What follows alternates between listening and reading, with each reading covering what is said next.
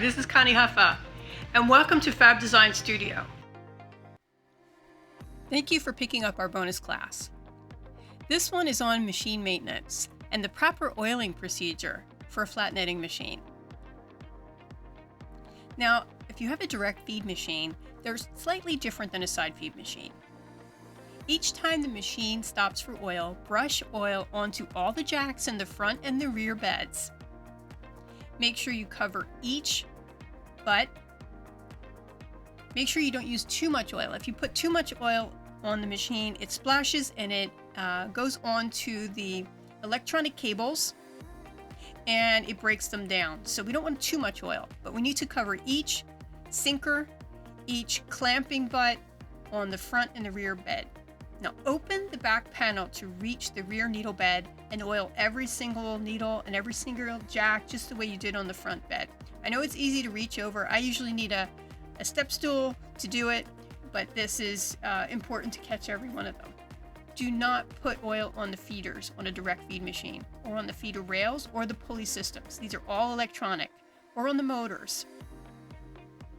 Check with your machine builder for the recommended maintenance.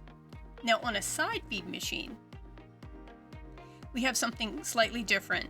We need to brush oil onto each clamp, but all the jacks in the front and rear beds, all the sinkers in the rear beds, but this time we want to oil the feeder rails on the top and the sides because the feeders slide back and forth on those.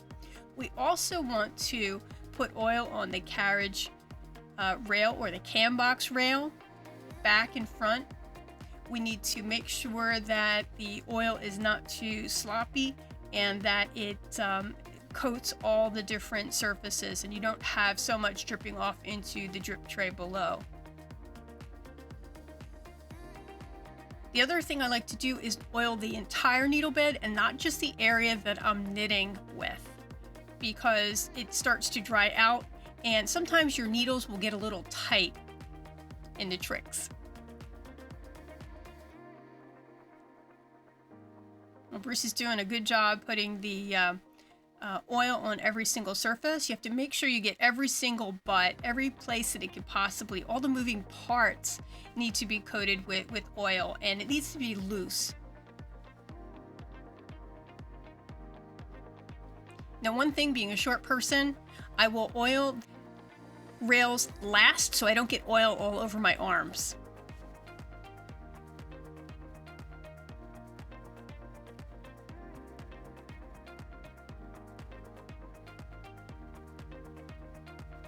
Check for the oil spec from your machine builder.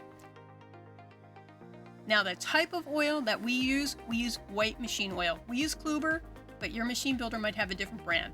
Please do not use cooking oil or motor oil, any kind of household oil. Sewing machine oil is way too thin, it doesn't last. Dark oils tend to make the machines go dark and it gums it up. Grease, don't use grease. We have used grease on previous generations of machine on the platines. And some of the chain rives for the FKM and the IM, the intarsia machines and the fully fashioned machines whose feeders were driven by chains. Thank you. We look forward to your visits in our other classes in Fabdesigns program.